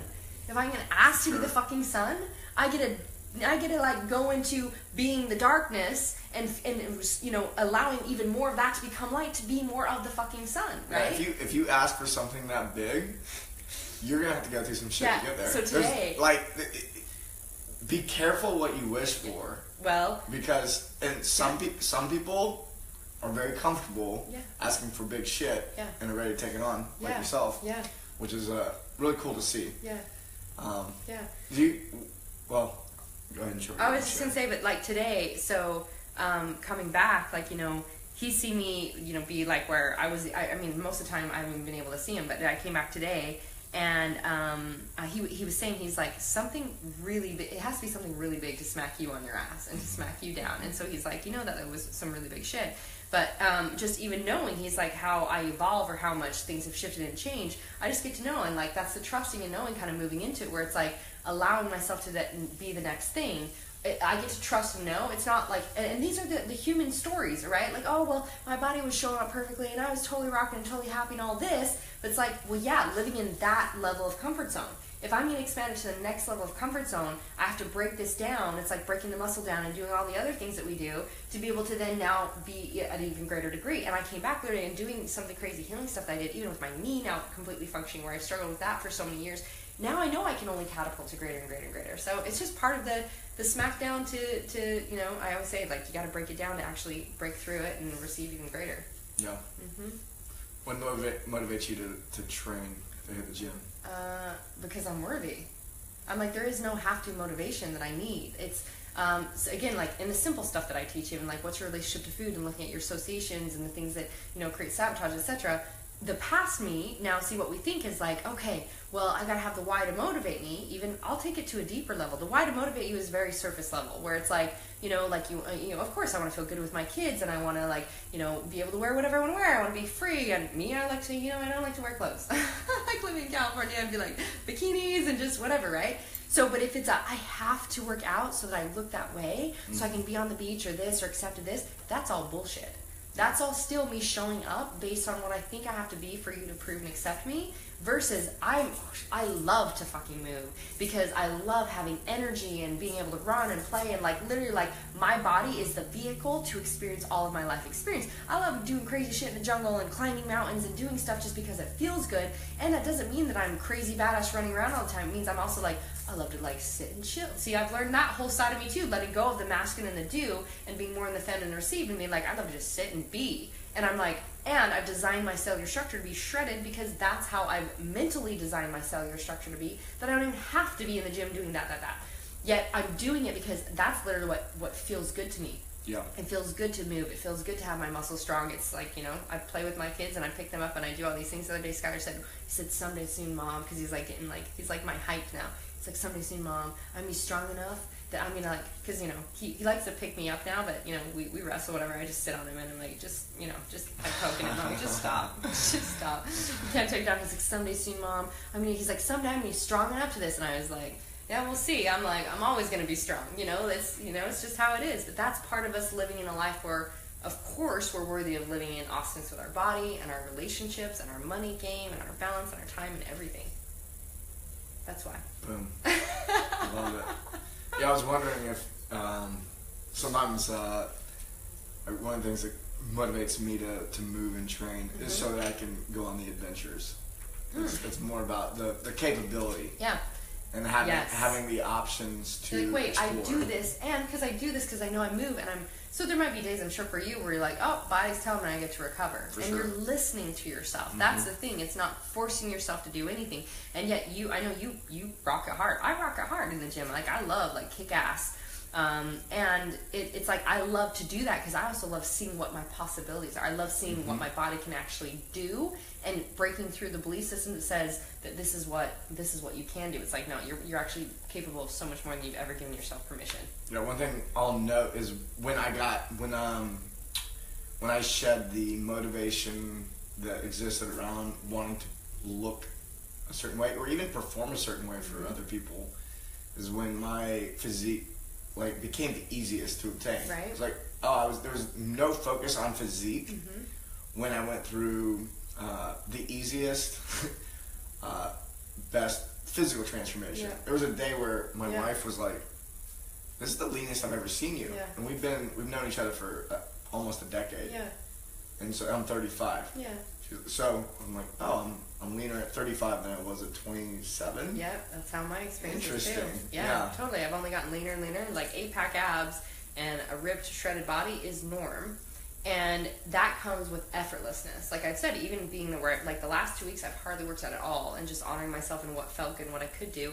I'll go down in the jungles in Colombia and do, literally we'll be not doing anything that way for like a week, and I come out more shredded because, again, it's this belief system. It's how I've designed my cells. And it's almost like when you're in that fight store with your body, you've trained your body to fight. So it's like you're creating the resistance around it. And so even when you're working out super hard, because that was my experience before, it was like always like, I came from being anorexic and bulimic and struggling with my body, thinking it had to look a certain way, modeling stuff, everything that it's like I had to look that way. I would constantly be fight, and then sabotage, and then fight my way back, and then sabotage, and fight my way back, and then sabotage. And it wasn't until I did the internal game that was looking at why I even wanted to sabotage and what my relationships were and associations to these thoughts and these feelings and food, etc. And to even being worthy of it, feeling good and what I want to do and shifting how my mind worked and looking at it, all of that. And it's like the game's completely different. Like, that's why, like, for me, I'm like, well, of course I work out every day because it just feels good, right? And of course I get to rock it. It's just part of it. Dope. It's awesome. It's always awesome. It's easy. This is so much fun, and I love that you're like, I'm just half naked, and I'm like, man, I'm not even wearing a bikini top today. I just would have joined you. I think Facebook would be the only people that have a problem with this. Right? I know. They'd be like, wait a minute, was there a question there? Dallas says, what's up? He says, you're badass. We know. Yes, thank you. Thank you, Dallas. Yeah. Oh, thanks. Me too. And our Michael. I'm gonna see Dallas tomorrow. Yeah, he said he's gonna do a show tomorrow. It's gonna be awesome. fun. You should have him do. You never should do anything. You can have him do one of his spoken word pieces. He rocks. Oh yeah, fuck yeah, of course. How do you go through the shit to make shift happen? Are there ways to make the process? What does it say? Ways to make Are there ways to make the process easier? Well, that's what we kind of talked about. So if you go to my marcilockmentoring.com, I'll mention again is those freedom audios. We'll talk about like the shit to the shift, and actually even on that site, if you it gives you like a form you can fill out, even your own like understanding of what you're noticing. There, it gives you another link where I go from shit to shift, like another whole thing of going from the fear-based thinking to the faith-based thinking. But it's like I keep mentioning, like I go through an internal process, my 5 steps, where it's like shit shows up, and again I'm like, oh, interesting. So notice you never judge it, you never say, damn it, why did I do that again? Because then you're putting focus on that, which just creates more of it. Instead, it's like, oh, interesting, what, and I go in. So there's a couple pre-steps I always tell my peeps, which is, first off, you just catch it in awareness. So you're like, and I say interesting to catch that. Then what you're doing is you're giving yourself, like I tell them, breathe and sway, because notice the moment fear hits you or anything hits you, we go, right? Like we contract. And this is only locking energy into our bodies and emotion into our bodies, which just reaffirms the limiting belief. Instead, if we interesting, okay. So for people who aren't watching on Facebook and who are listening. Oh, right, okay, yeah. Yeah, so the locking down your body and getting in a position where things are not flowing. Yeah. And you're trapping it. Yeah. Is any shoulders forward. Yep. Maybe your hands crossing your chest. Yeah, you can or just your notice gut. how anything kind of like sinks down, and you contract down you into go in that what's considered a back posture. Like fetal position. Yeah. It's almost like you're crouching down, and you'll just feel this heavy feeling. And the moment we contract, we're holding the energy in our body. We're actually storing the motion. And think about, you and I were talking about earlier, right? Like you were like, oh, so from the time you're born, and we're talking about the layers and layers and layers and layers that then get added up, right? And then become added. And you're like, whoa, so it's like, imagine all of that emotion and all that energy stored into your body.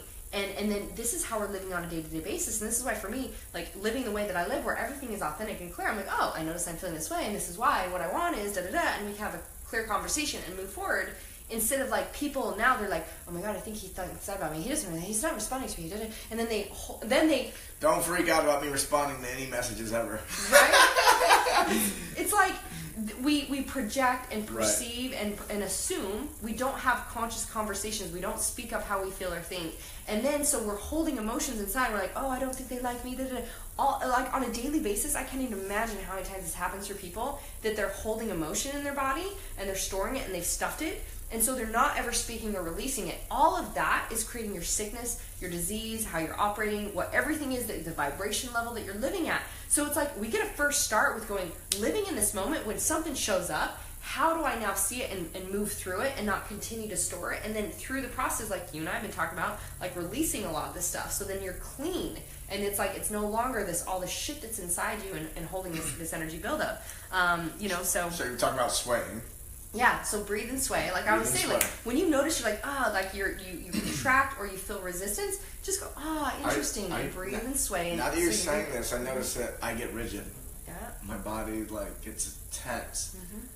I think I've trained myself to have good posture, and to where I don't really do I don't let my shoulders droop, but I do become rigid. Yeah, like you're just sitting. Yeah, it's interesting, right? I think it's a forcing type thing. Well, I noticed even when I started to catch my issues with sleeping years and years ago, right? I mean, I used to go to bed at night and pull the covers up, and I would be like this. I would be like this, my hands clenched and then folded in and tucked under my chin. Your chest. Yeah. Because I was literally, and look at what it was internally saying. I was scared. Right. I was like, okay, preparing, right?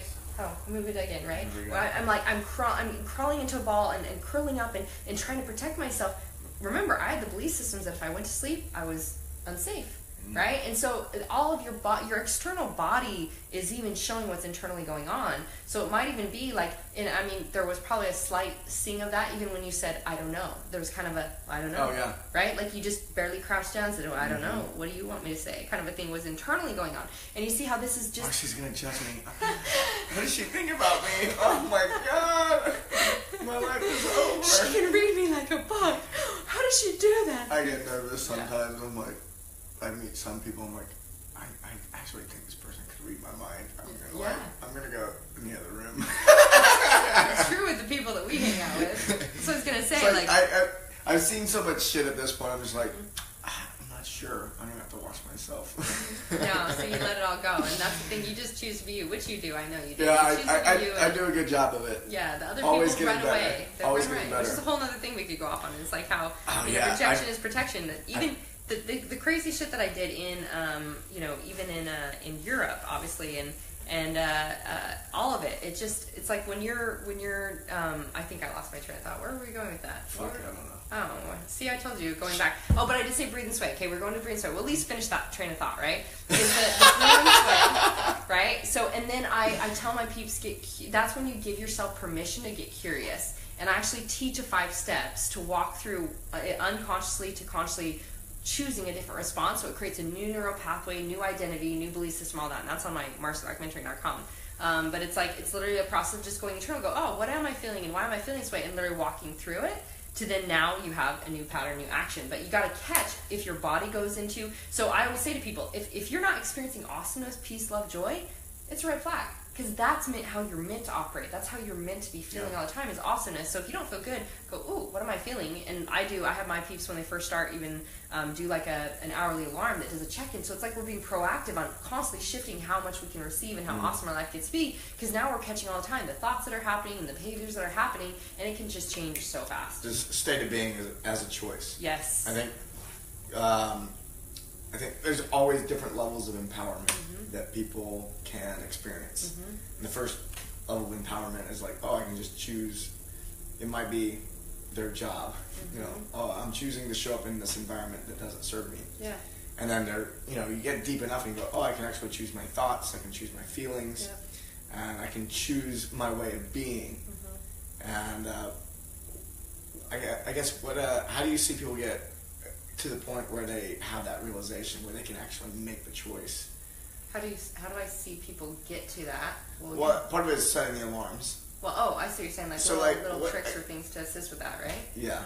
Okay, yeah, so the setting alarms is so even on my phone it'll go off and it'll be like, hey, Goddess of Greatness, what are you creating right now? And just little different things. It's just a check-in. So if I check in and I go, what am I creating right now? Well, how do you know what you're creating right now?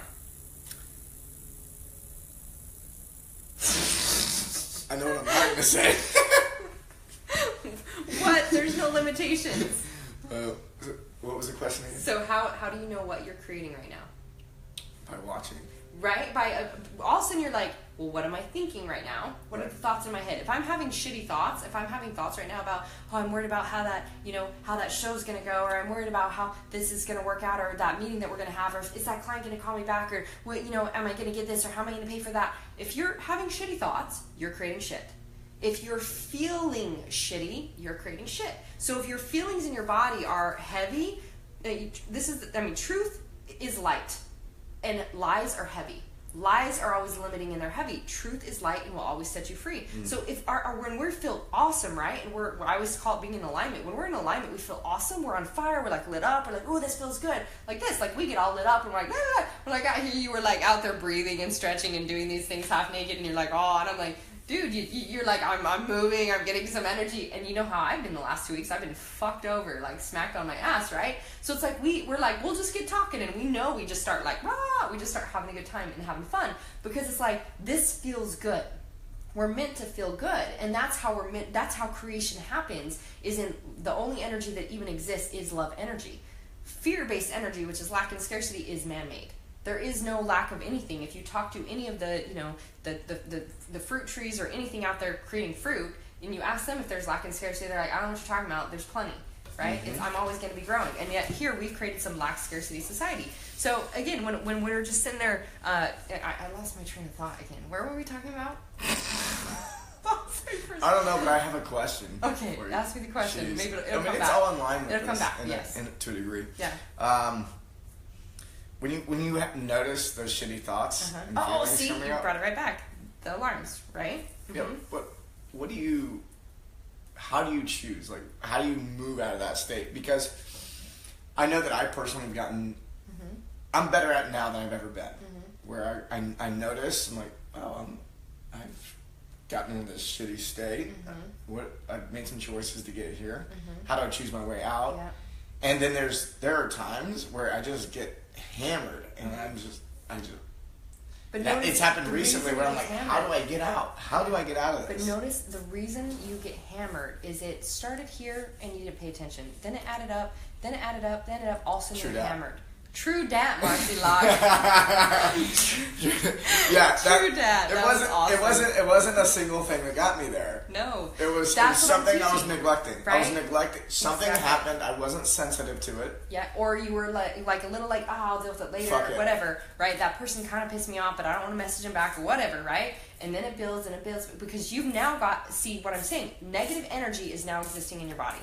And all of a sudden it's ignored, and then it's built on, and the projection grows, because whatever you resist persists, and it's there until it gets to a place where you're like, fuck, why am I so fucking pissed off? Because you didn't allow yourself to feel anger in the first place. And you didn't honor that you were feeling anger and what that was about. So see, this is why I'll take people from where they're completely unconscious, and people are like, how do people shift so fucking fast in my program?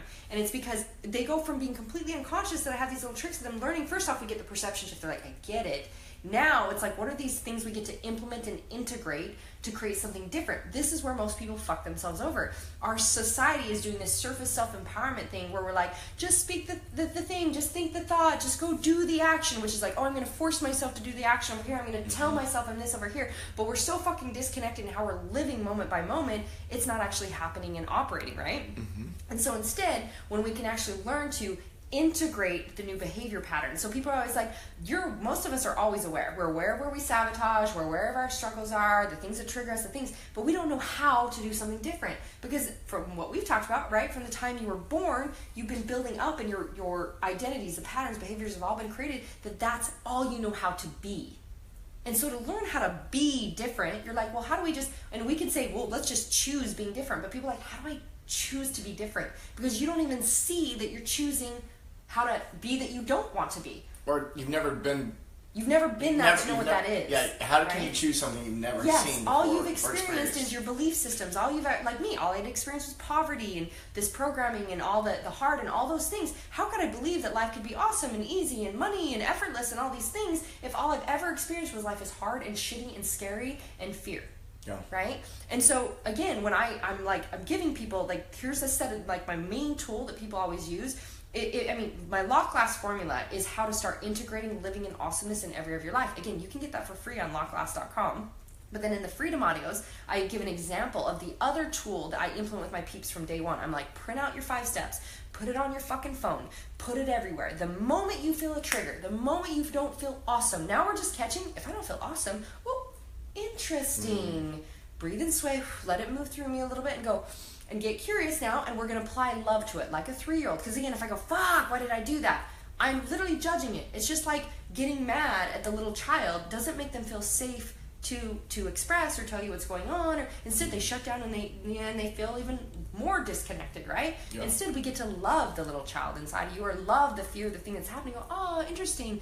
What am I feeling? And get curious. And I walk them through the 5 steps, and then go. So now we're like, oh, I see it for what it is. It's not even true. Or even if it looks true in front of me, that's because my past experience and shit. What do I now want to believe? What do I now want to experience? And so now, well, what's that new belief and perception? What would be the action I get to do to now implement that? And how do I do it with this feeling of like fun and ease? How does this get to be fun and easy? And even catching myself now where I've been aligning to the micro degree of impeccable integrity in my life and everything being a fuck yes in my life, it's like, is this for my highest good? Does this ultimately serve me? Does this bring me the most joy? And if it's an inkling of it, no, it doesn't. Or I don't really feel like, like I'm like the people that get into my space, you thought it was hard before. It's even more challenging for people now because I'm like, that doesn't feel good. Like, no, I have no jaw there. Instead of me being like, well, they're a friend of so-and-so, they said they want to connect. I mean, I might have validated a little bit in the past. Now I'm like, nope, doesn't feel good. Yeah. Right? What's ultimately going to serve me? What's at my highest, greatest good? And that's connecting me to only being in alignment with the people that absolutely magnify my life, right? Versus doing some game where, I should give attention, do this, and da-da-da, and then that's all the bullshit that keeps us from experiencing all this joy. So we're going back. I'm bringing it back, my friends. See, I am on. We're bringing it back to the check-in. So like I said, this is a tool I'll give my peeps where I'm like, you start implementing this and you'll fucking shift like so fast in your world, in your life, because your alarm goes off and you go, what am I creating right now?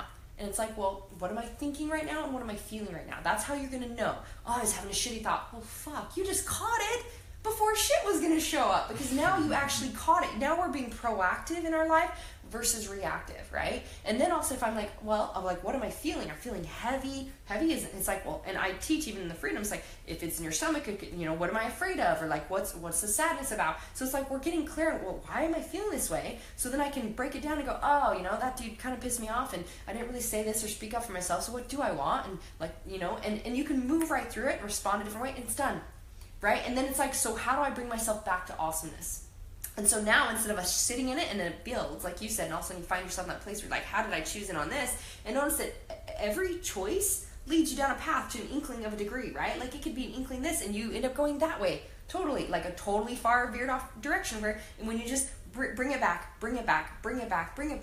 and then you're in alignment to where you're just continuing to catapult into more and more awesomeness, you can only receive greater and greater. So then the other thing that I do for peeps with that is if you do that check-in and you're like, shh, I'm fucking awesome.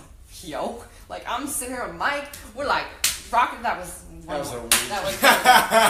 Like he's half naked. I'm like, we're just experiencing all this awesomeness. And if I did my check-in and I'm like, what am I feeling right now, right? And it was like, and I'm like, awesome, cool. How else could I expand onto more awesomeness right now? How could I receive more love and joy and awesomeness right now? We might be like, dude, cheers. You might pull out some of your other goodies or whatever it is, right? And it's like, right? Or I might make myself a tea, or I might turn on some music, and by even this simple thing, I'm literally saying to the universe, I'm worthy of more. I get to receive more love, more joy, right? You've seen me on TV shows. All of a sudden, I start doing this because I'm like, awesome. I'm loving myself. I can love on myself. And how can you make it even better? Yeah. Yeah. Like why? Make your space beautiful. Well, and even think about this. Yeah. Even if I'm feeling so good and awesome, it doesn't actually take something outside of me to expand it. I could literally close my eyes and be like, how can I receive even more love right now? And I could literally imagine just being embraced. Like, obviously, I can create all sorts of feeling in my body. It's like I could feel myself just being this, like, more light and love and just, like, receiving more love and be like, all of a sudden my whole body, like, I expand even to even receiving even more love right now. Or if you're like, well, this is as awesome as I can feel, what would 50% more even feel like? What? Right? And all of a sudden you choose in on that. So you're literally expanding your comfort zone of how much you're willing to receive all the time.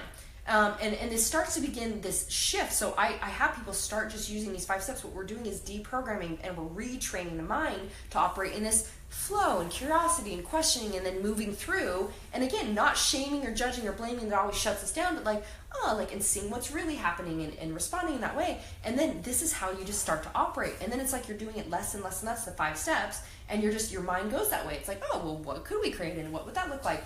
And I found myself, I think it was like, was it last year or the year before, one of my badass breakthrough events in Costa Rica, and we had just done this whole day of epic, like climbing in the mountains and doing all this cool stuff.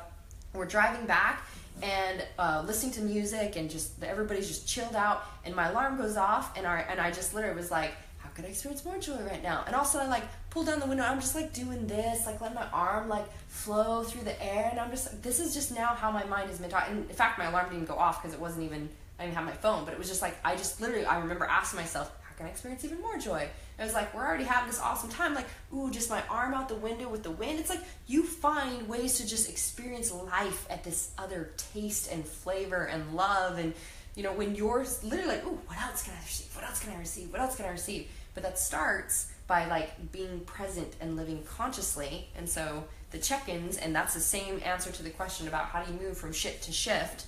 It is you get present with it and walk through that, and then choose, and that's how you choose moment by moment. But when we choose to live unconsciously, we're literally in the experience of reacting subconsciously versus responding consciously. Boom. Right? I dig it. I know. I think that's the spot. Yeah. We went off. I was like, I know there's a clock somewhere, and we had a certain window of time. Yeah, it's pretty close. We're pretty close to that. that. Plus you got like 20% left on your your computer. I probably should have plugged my laptop in.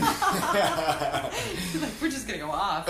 Imagine we do this plus the other show. We're doing that soon when I get back from Florida. Yes, we are. Cool, that'll be fun. I don't normally almost run out of battery, so I don't normally do this long.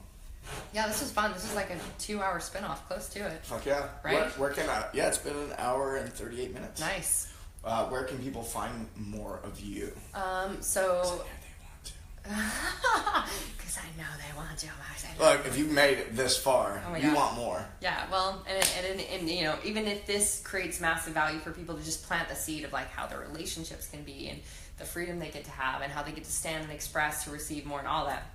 It does, again, we're about raising the vibration on the planet and the frequency. And, of course, what I love is that if you're going to actually create the change, you get on the path. It's like learning the tools to implement it. You can listen to this stuff all day long, but it's really not going to do jack shit for you until you integrate it and until you do something different in your life to get a different result, which is, I know, highly what you believe in too and doing with your mastermind stuff. So I'd say marcilockmentoring.com right now is where you can go get that stuff for free. You can get the freedom audios. I definitely recommend those because they're like massive game changer core, for understanding. And then the lockglass.com is where you can get my lock glass formula for free, which is how to integrate it's my formula to live in awesomeness in every aspect of your life, and just start doing that. And there's also a Facebook group attached to that can support you with my coaches and just like learning to take it an inch by inch in all these areas. marcilock.com, which it's about to launch actually my new stuff, where it'll have a quiz and a survey that people get to do for themselves to even get really dissected clear on where they're massively blocked and what assists them the most. But there's my foundations program, my mind body breakthrough program, and the things to kind of start building on. So and following me on Facebook, I still haven't done any paid ads or target marketing, so it's like I just share my messages on Facebook, and you can go to Marci Lock to, right now it's like it's not quite out the new stuff, but Marci Lock mentoring, and then Marci Lock is also gonna have some fun stuff soon. Ads. Nope. Right? I'm just I'm being the sun, motherfuckers, right? Yeah. And just choosing to, and that's for the people that want the freedom. That's what's beautiful about it, is like I'm here to share what I've learned, and for the people that want the same kind of freedom, they finally come to me, and those that are like, you scare the fuck out of me, it's like awesome that they get to run and get to allow the space for the people that want that freedom, so we can truly have the shift of our life experience that we really want. For sure. So glad you're in my life. No. Michael Bledsoe. You're so fun. I'm so glad you're in mine. This is fun. This is good. I know. Thank you. Yeah, Thanks for joining my pleasure. us. So, that's it. We'll sign off. By the way, if you enjoy this podcast, the one thing that you can do for me, yes, please, is go over to iTunes, give the podcast, The Bledsoe Show, 5-star review. Yes. And a positive comment. Do it now. The thing about iTunes is they'll move the podcast and put it new and noteworthy, and they'll move it up the chain of what gets shown. Yeah. And the algorithm highly favors 5-star reviews and positive comments, especially if you leave a 5-star comment. review it, right? So awesome. that combination and it's is the Blood good. Show. Gotta mention that. The Blood Show. Bloodso Show. Blood. What did I say? No, we wanted to say the Blood. No, Bloodso. you're not the only say one. Say it 5 times in a row. The really Bloodso fast. Show. I said the Blood Show, didn't I? Other people have said that. Bloodso People Show. even suggested I should call it the Blood Show. And I was like, that's So BLEDSOE show. Yeah. The Bledsoe show. Yeah, and this one is all the crazy parameter stuff. I love it. I Yeah. love it. Well, I mean, if you're listening to this on iTunes, then you know exactly where to find it. Yeah. But if you're watching this on the Facebook Live, Yeah. Then go check on knock it out, subscribe to it, download everything. Yeah, because you're the best. You're the bomb. I love this. This is my favorite. Like, literally, there's not, I mean, a lot of people ask me to be on podcasts, and I don't, I'm selective just because my time is very, worthy. And with you, I'm like, I come to your house and we sit and we just shoot this shit and just enjoy and play, and it's so much fun. So I was like, I'm excited to come back and do after Columbia. I'm sure I'll be in a whole nother realm too. We're gonna do barbell business. Yeah, we'll do your other show as well, and this one, and then we'll blow it up. And then I'm leaving to Utah. My nanny is gonna be moving to our new house, so I get to come back from Utah and have the new house. We get to have another. I want to hear more about this new house. I don't think most people care. Listening to this, thinking about that, but hey, we're gonna go now. But what we'll do is we'll go to the house and we'll shoot some videos. Yeah, let's do that. We Yeah. can totally do it there too. It'd be cool. So Awesome. it's like a 2-month hook. See What's you guys. gonna happen next time? Love you guys. Thanks for joining. Wow, that was fun. Bye. I don't know how to turn it off. Actually, do I hit finish? Yeah.